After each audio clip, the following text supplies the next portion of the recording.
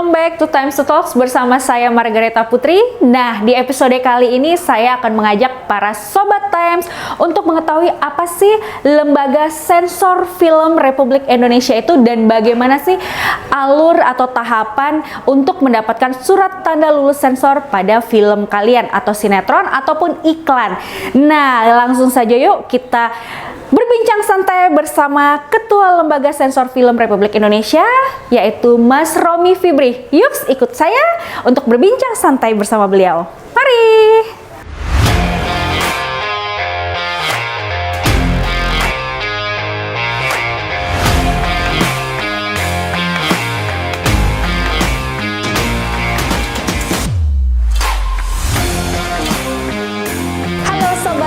Sesuai janji saya di awal tadi, untuk pecinta film Indonesia dan sinias muda Indonesia, nah di samping saya sudah ada narasumber kita dengan Mas Romi Fibri. Beliau adalah Ketua Lembaga Sensor Film. Halo Mas Romi, terima kasih untuk waktunya. Sama-sama. Sudah meluangkan waktu untuk Sobat Times di sini. Ya. Oke, karena kita sudah antigen, sudah vaksin lengkap ya Mas ya, boleh ya lengkap. Kita copot ya. Kita copot dulu maskernya. Siap. Nah, Mas Romi, kita langsung aja nih kita bincang santai nih bersama Sobat Times yang ada di seluruh Indonesia, Nusantara. Tapi juga di luar negeri juga ada loh kita punya Sobat Times. Nah, Mas Romi, boleh nggak sih bercerita sedikit tentang sejarah dari lembaga sensor film di Indonesia itu bagaimana sih awal mulanya? Kalau aku baca dari buku sejarahnya itu kan ada peninggalan dari Belanda ya, salah satunya seperti itu. Boleh diceritakan, Mas? Bener Mbak Eta dan semua pemirsa dimanapun berada, karena ini bisa diakses secara online gitu ya. Secara online. Ini menarik memang lembaga sensor film ini. Jadi pada awalnya memang ini adalah lembaga yang dipunyai oleh Belanda untuk memang menyensor film yang akan diputar di Indonesia Belanda, di Hindia Belanda, di Indonesia pada saat sebelum kemerdekaan gitu ya. Memang niat awalnya ya untuk men-screening agar masyarakat Indonesia ini tidak tercerahkan, tidak paham tentang dunia luar, khususnya tentang perjuangan, kolonialisme dan lain-lain gitu ya. Sehingga diperlakukan seperti itu lembaga ini. Berlangsung dari sejak 1916 zaman Belanda, Jepang. Nah, di kemerdekaan itu mulai agak berbeda, tetapi fungsinya masih sama, yaitu apa? Menyensor film. Termasuk dari kemerdekaan hingga tahun 2000, awal 2000-an ya. Jadi di sekitar setelah reformasi lah 98, tahun-tahun 1-2 tahun setelah itu, di mana pada saat itu mulai masuk ke apa yang kita sebut sebagai era digital. Filmnya sudah bukan lagi pakai seluloid, bukan pita lagi. Nah, itu berbeda. Ketika masih menggunakan pita, memang LSF itu dalam pekerjaannya itu memang memotong, Mbak. Jadi kalau ada adegan yang misalnya ada pornografi di situ, langsung dipotong oleh LSF. Setelah dipotong, memang sesuai adegan, disambung lagi, baru filmnya dikembalikan ke pemiliknya. Nih, sudah lulus sensor, silahkan diputar. Potongannya ada di LSF. Ya kan? Nah, seiring perkembangan zaman, khususnya ketika masuk ke era digital, sudah bukan lagi pakai pita seluloid, nyensorinnya, pakai DCP, Digital Cinema Package, kemudian bahkan mulai ada VCD, DVD, dan lain-lain. Itu sudah berubah. Satu, perubahan teknologi membuat kerja LSF ini berbeda dengan sebelumnya. Yang kedua, pemahaman tentang demokratisasi sekarang ini sudah sangat marak ya. Kenapa demokratisasi? Satu, orang sudah mulai paham rights. Jadi kalau orang bikin film, dulu ketika masuk ke LSF dipotong, disambung, kembalikan lagi. Rights dan yang bikin film itu siapa? Hak ciptanya. Hak ciptanya siapa? Yang punya itu siapa? Yang bikin siapa? Harusnya kan si pemilik film. Tapi pada saat itu memang digunting, kemudian guntingannya ada di LSF karena asumsinya memang tidak boleh beredar di Indonesia. Itu kan sudah dianggap satu tidak sesuai dengan hak atau hak kekayaan intelektual atau rights yang ada, dan yang kedua tidak demokratis lagi. Nah, ketika sudah masuk demokratisasi dan yang kedua ada perkembangan teknologi yang sedemikian pesat, kerja LSF pun sekarang bergeser. LSF tidak lagi menggunting, LSF tidak lagi memotong, tapi LSF melakukan dialog. Jadi ketika menyensor, LSF itu menonton dari A sampai Z, dari 0 sampai habis, kemudian dilihat, dicatat, Mbak. Kalau Mbak Eta misalnya ada punya film, kemudian ada adegan pornografi, maka LSF akan memberi catatan. Ini ada adegan pornografi nih, please cek deh. Berarti kerja LSF itu yang dulunya menggunting dari setiap potongan-potongan itu untuk disensor, sekarang mulai dengan berdialog. Dialog. Jadi kalau boleh dibilang sebenarnya LSF sekarang itu fungsinya melakukan klasifikasi film. Dan memang faktanya kami ini di LSF sekarang memang mengklasifikasikan film. Karena mau digunting apanya? Pakai digital. Mau dipotong bagaimana? Digital. Ya, karena ada perubahan mau zaman memotong, itu ya, Mas. ini sudah zaman demokrasi, sudah rights, orang sudah semua paham tentang rights. Nah, jadi LSF sekarang ini sudah bermetamorfosis menjadi LSF kekinian, lembaga sensor film yang milenial gitu ya. Memang namanya masih tanda petik sensor gitu ya, kesannya masih seperti apa gitu. Tapi sebenarnya LSF sekarang ini lebih milenial. Lebih milenial. Gitu. Berarti LSF sekarang adalah era baru dengan tontonan berkualitas. Betul. Betul ya, Mas ya? Betul. Dimulai dengan menerapkan budaya sensor mandiri itu tadi ya? Nah, salah satunya ya? Betul. Salah satu program yang kami gemakan, kami gaungkan itu adalah budaya sensor mandiri. Kenapa begitu, Mbak Eta dan juga para pemirsa sekalian? Kita ini sekarang sudah masuk era yang sangat milenial, semua serba digital. Betul. Tsunami tontonan, tsunami film itu sudah sedemikian dahsyat. Dalam satu hari, jangankan satu hari, dalam 1 jam itu sekian ribu film itu terenter dan beredar di dunia, ya kan? Nah, sementara dalam porsi itu banyak platform yang itu isinya apa aja ada. Nah, masyarakat itu harus kita bekali dengan literasi yang kami sebut sebagai budaya sensor mandiri. Apa sih budaya sensor mandiri itu? Ini literasi yang mengajak masyarakat untuk dapat memilah dan memilih tontonan sesuai klasifikasi usia. Jadi mau filmnya isinya apa saja, ditonton dari mana saja. Tapi kalau masyarakat tercerahkan, mereka paham bahwa menonton film itu ada loh tata caranya, yang baik dan benar itu ada loh, yaitu apa? Sesuai klasifikasi usianya.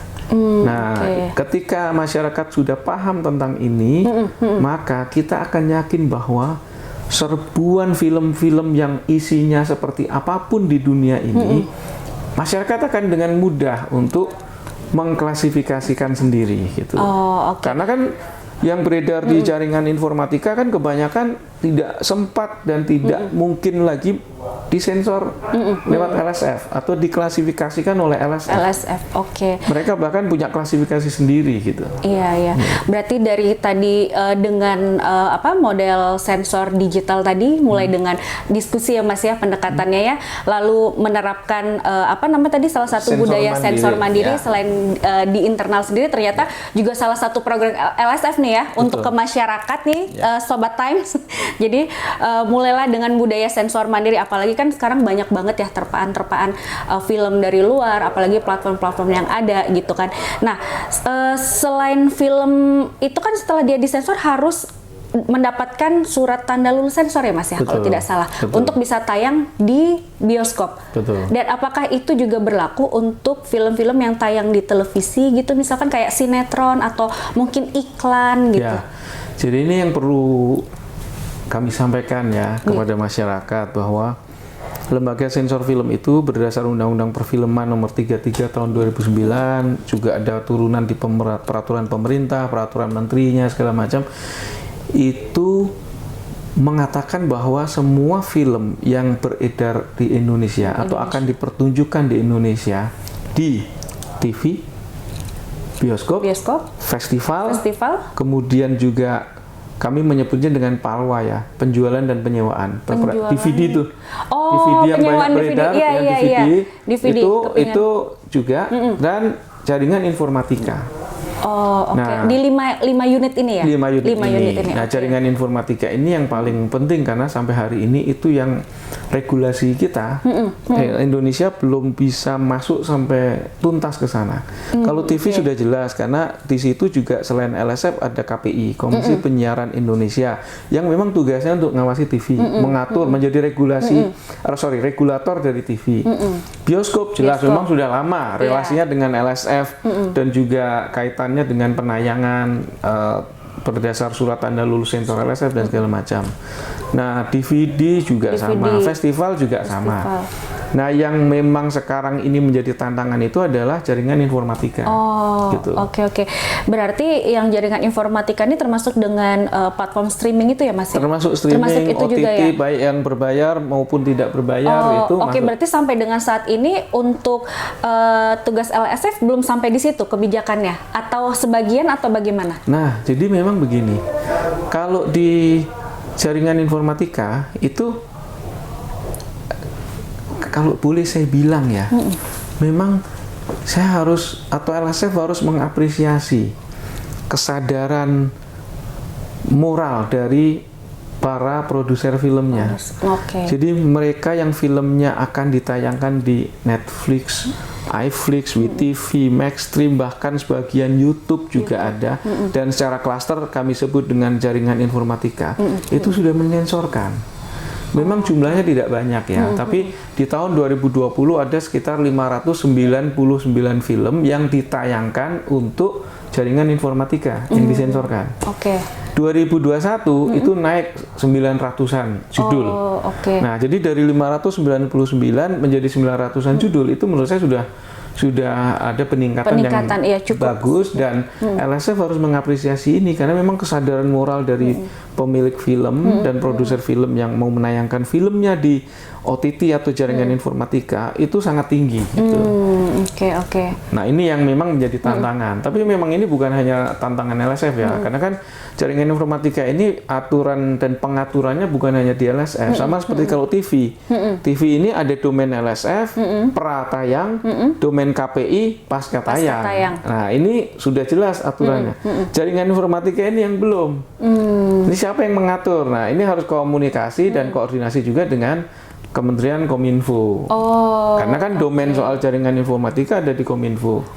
Berarti domainnya itu masih di Kominfo ya, Mas? Betul, karena jaringan informatika itu kan ada di sana. Yang bisa melakukan regulasi dan lain-lain tentang jaringan informatika itu dari sana.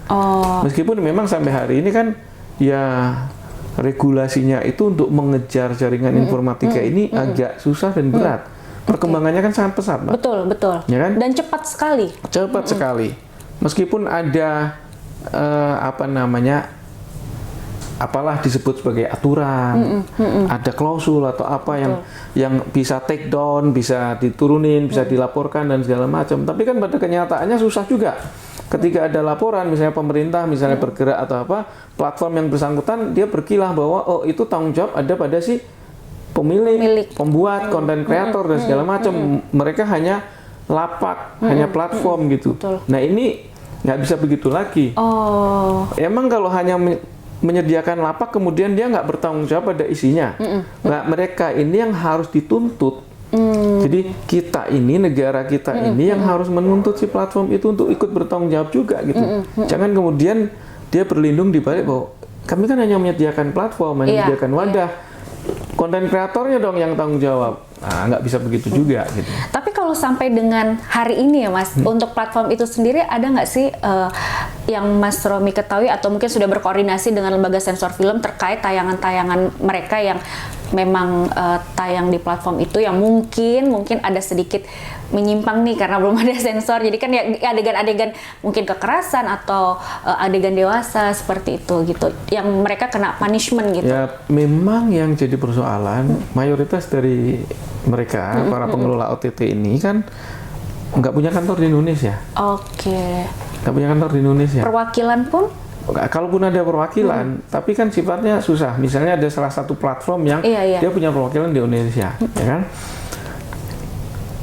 Tapi kan dia sudah berlindung di balik alasan bahwa ada klausul takedown. Jadi kalau ada isi yang memang dianggap melanggar di area Indonesia, silakan laporkan, nanti bisa di takedown, bisa diturunkan. Oh, berarti report itu ya? Report itu yang penting. Secara otomatis Nah, itu. Jadi ini spektrumnya sangat luas. Iya. Tidak bisa hanya mengandalkan dan bertumbuh pada sensor. Karena sekarang ini dalam 1 jam nggak perlu sehari, nggak perlu seminggu. Dalam 1 jam, Mbak Eta, itu film, tontonan, konten yang di-enter dan tayang itu ribuan, gitu loh. Jadi nggak ngejar kita ini regulasi untuk ke sana. Maka yang diperlukan itu adalah kesadaran tinggi dari masyarakat semua, pengguna internet itu, pengguna jaringan informatika, bahwa kalau ada isi atau konten yang memang melanggar, memang tidak sesuai bahkan etika sosial, etika agama dan juga melanggar aturan di Indonesia, harus dilaporkan. Ini harus proaktif masyarakat. Gitu loh. Bahwa LSF kemudian tetap mengimbau. LSF pernah dalam satu acara kemudian menyampaikan juga bahwa tolong dong ini para produser ini kan juga kita sering ajak ketemu nih, kita ngobrol. Diskusi. Makanya dari 2020 ke 2021 angka yang disensorkan untuk jaringan informatika itu meningkat gitu. Artinya kan kesadaran dari para sineas ini atau pembuat film itu tinggi ya Mas ya. Betul. Mulai ya mereka tahu gempuran dari luar ya, dengan banyaknya film-film yang mungkin di beberapa platform itu tidak kena sensor, tapi mereka dengan moralitasnya bahwa ini untuk kemajuan anak bangsa begitu ya, untuk mencerdaskan kehidupan bangsa, dan karena tadi masuk ke era baru tontonan berkualitas, akhirnya mereka pun juga punya beban moral mungkin ya, atau kewajiban moral kali ya untuk mereka itu punya ya. kesadaran moral yang tinggi, bahwa mereka ini para produser film, para pemilik film ini bagaimanapun kan masih adat timur, masih budaya timur, masih Indonesia. Yang Indonesia ini memang Indonesia ini kan bukan negara agama, tapi juga sekaligus bukan negara liberal loh. Iya. Artinya orang yang hidup di Indonesia ini tidak liberal murni, juga tidak murni di sini. Nah, ini tengah-tengah di antara itu, karena sebagaimana kata Bung Karno, negeri Indonesia ini isinya adalah berbagai adat istiadat, berbagai suku, berbagai agama yang tinggal di sini. Jadi semua itu memiliki Indonesia, bukan hanya milik satu saja golongan atau kelompok gitu loh. Ya, itu tadi yang seperti Mas Romi sampaikan tadi ya, bahwa harus sejak dini tuh kita menerapkan budaya sensor mandiri itu ya. Betul. Untuk bisa memfilter. Kan kalau dulu sekitar 5 tahun ke belakang itu sangat populer. Ditulis dong di layar, BO, bimbingan orang tua, parental guidance. Atau itu mungkin 5 tahun yang lalu 17. Ke belakang masih kontekstual. Kalau sekarang Mbak Eta sangat tidak kontekstual. Kenapa? Emang sempat orang tua dampingin? Iya sih. Sempat orang tua dampingin. Satu, orang tuanya jarang. Satu, kalau dia ada waktu kerja, dia nggak bisa dampingin anaknya. Satu. Yang kedua, perkembangan teknologi membuat si anak lebih jago, lebih paham, lebih lihai tentang jaringan informatika ketimbang orang tuanya.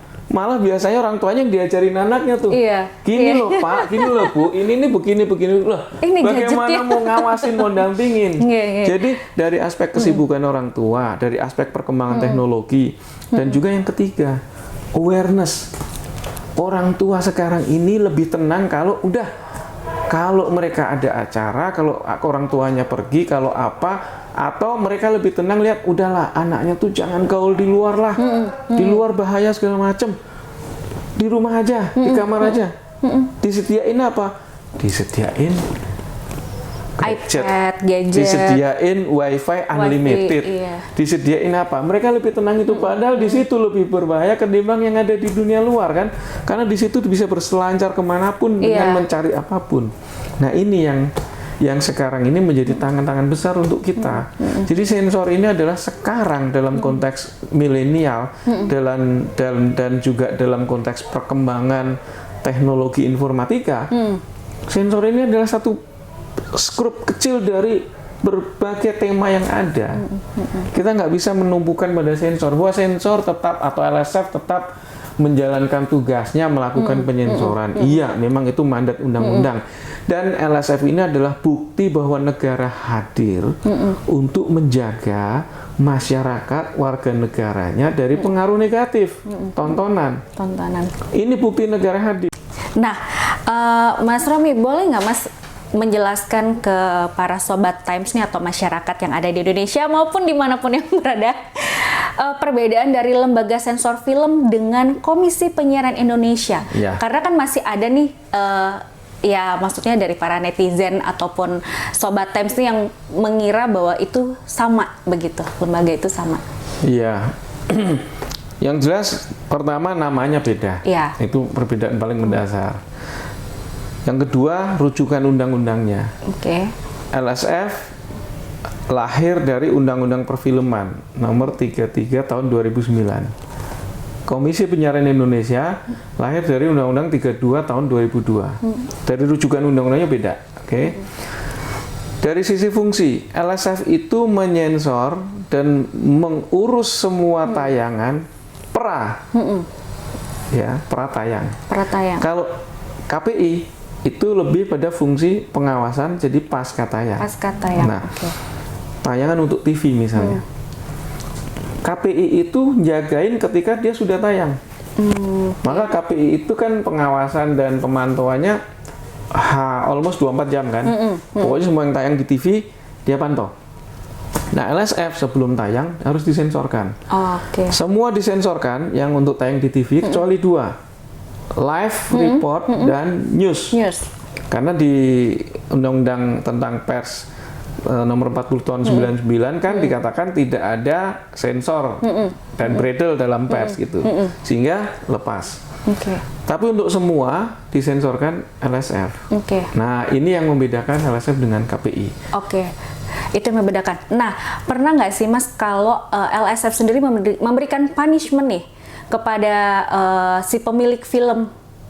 Ternyata dia ada kesalahan di dalam penayangan, mungkin ada yang sedikit melenceng sedikit begitu. Kalau misalkan untuk tayangan di platform kan kalau itu biasanya melenceng kan kenanya undang-undang ITE kan.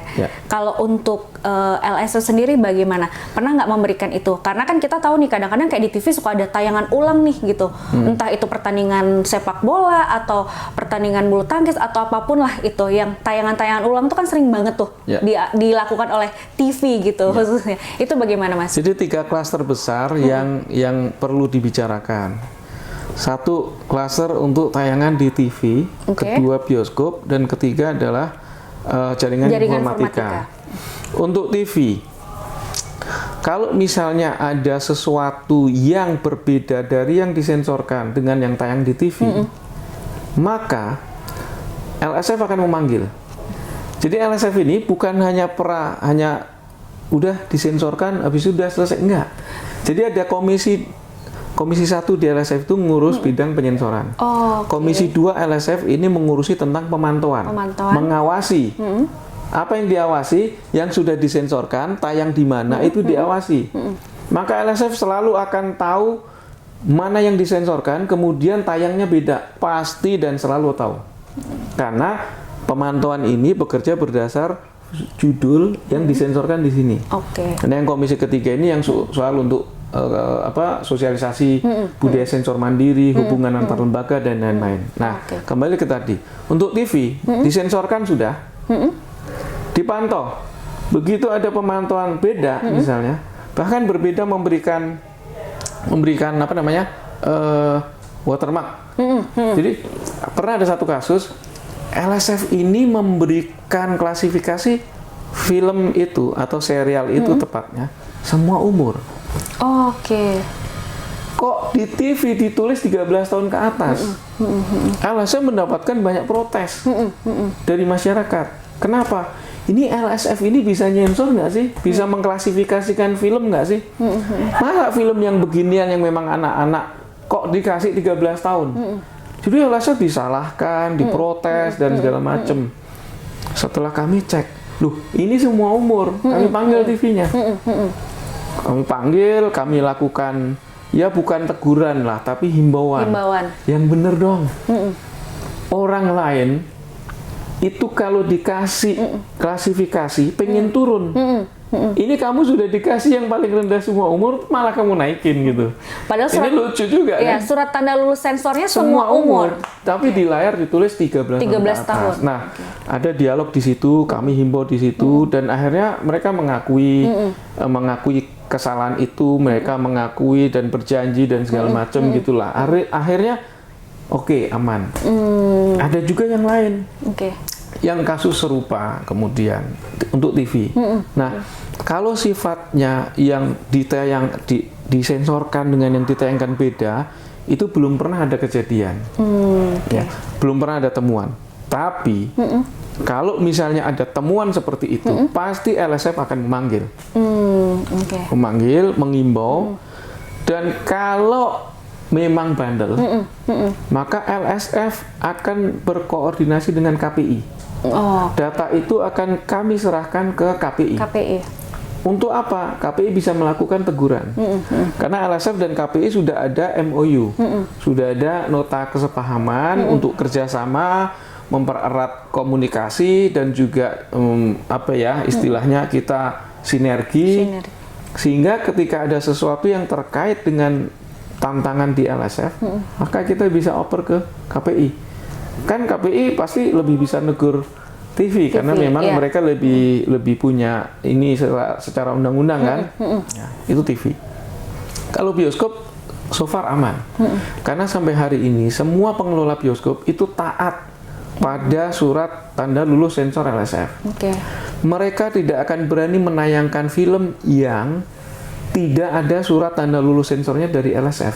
Bahkan film pendek, karya komunitas tertentu, karya anak pelajar tertentu bahkan, ketika mau dibikin nobar di sebuah bioskop, mereka menyensorkan ke LSF. Nah, jadi bioskop ini tertib. Yang ketiga, untuk jaringan informatika. Biasanya jaringan informatika ini tidak ada kasus. Kenapa? Karena ketika menyensor untuk jaringan informatika itu lebih longgar memang LSF. Jadi LSF ini ketika menyensor itu juga menggunakan parameter yang bukan berbeda, tetapi parameternya juga menyesuaikan platformnya. Kalau untuk bioskop tentu agak lebih longgar dikit. Begitu TV disensor tentu lebih ketat karena ada KPI, ada P3SPA, Pedoman Perilaku Penyiaran dan Standar Program Siaran yang ditetapkan oleh KPI, yang dimana itu melingkupi tayangan yang ada di TV. Maka LSF juga menggunakan itu sebagai salah satu rujukan. Tapi ketika menyensor, LSF tetap menggunakan tafsir dan juga konteks aturan yang ada di LSF rujukannya gitu. Nah, jaringan informatika itu lebih longgar. Kenapa? Karena kalau jaringan informatika ini kan semua tayangan yang ekstrim itu sudah ada. Jadi kalau ini dunia yang sudah memang sangat digital dan sangat luas dikenakan standar yang lebih ketat seperti TV, itu tidak mungkin.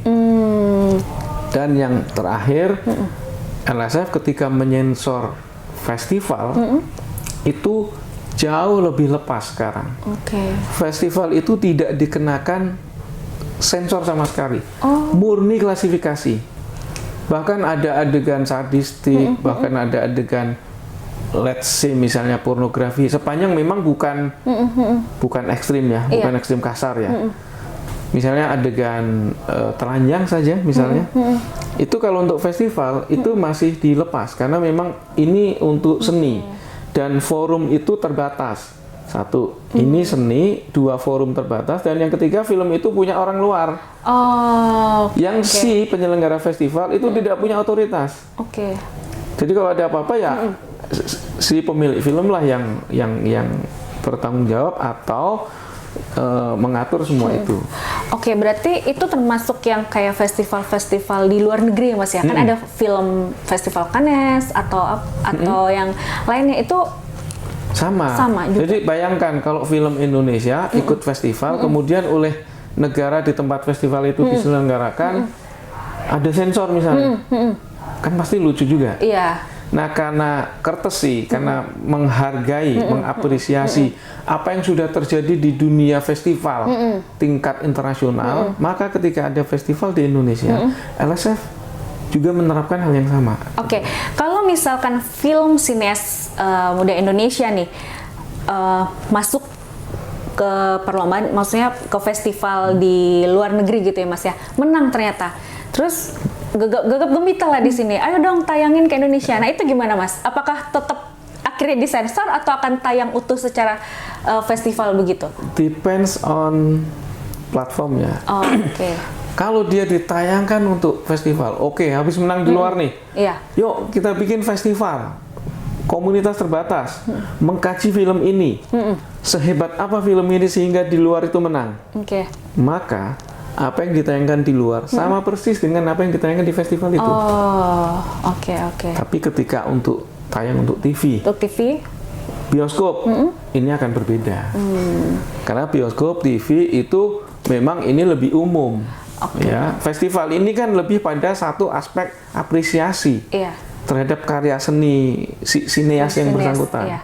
Tapi ketika di bioskop yang memang itu umum, sementara tujuan dan target dari si pembuat film yang memang untuk seni, eksplorasi, keindahan segala macam, apresiasi berbeda, Mbak. Oh. Gitu yang membedakan tuh di sana. Oke. Jadi Maka di festival yang ada di Indonesia, mau festival apapun, festival Balinale, JAF ya, Jogja yang Jogja International Film Festival, kemudian festival yang diselenggarakan oleh Pemprov DKI Jakarta, gitu kan, Jakarta Film Week dan lain-lain, itu sama persis dengan perlakuannya sama persis dengan yang festival di luar negeri. Oh, oke. Oke, cukup menarik nih. Jadi Sobat Time sudah tahu kan perbedaan-perbedaannya. Itu tadi lah makanya di awal kita sampaikan bahwa ini adalah era baru tontonan berkualitas ya Mas ya. Salah satunya juga kita mulai juga dengan budaya sensor mandiri gitu kan. Perbedaannya di mana, klasifikasinya, baik tayangan TV, bioskop maupun festival. Oh, 2021 itu sekitar kalau dari total 46-40 judul, boleh dibilang nih 93%-nya itulah tayangan untuk TV. Yuk, mari kita menonton film nasional. Mari kita menonton film Indonesia. Majukan film Indonesia karena film Indonesia sekarang sudah maju.